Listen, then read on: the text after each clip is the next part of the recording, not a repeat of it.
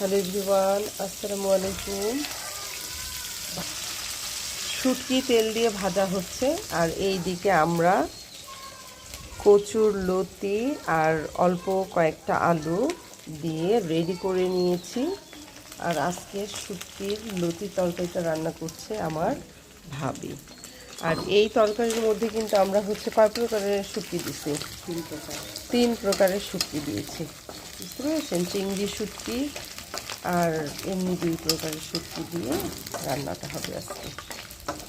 মজাদার লতির রেসিপি। আর আজকে রোদ নেই, একদমই রোদ নেই, সুন্দর একটা ঠান্ডা ওয়েদার।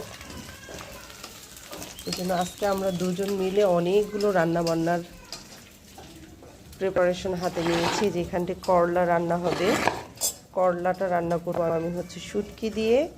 আর এখানে একটু ছাগলের ভুঁড়ি বের করে নিয়েছি। হ্যাঁ, মানে বাসায় 2 মহিলা একসাথে হইলে যা হয় আর কি।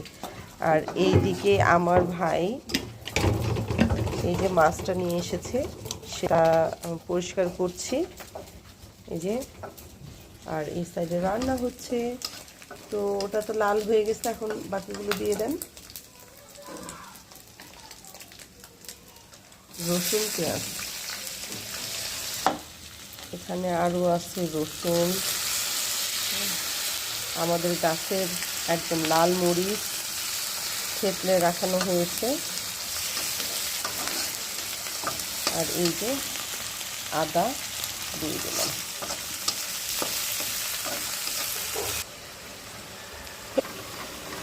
এখন মশলাটা কষিয়ে নেওয়ার পরে আমরা লতি আলু দিয়ে দিচ্ছি। এটাতে কিন্তু অনেক লতি বা আমরা অনেকখানি তরকারি রান্না করছি, যেন 2 দিন খেতে পারি, তাই না?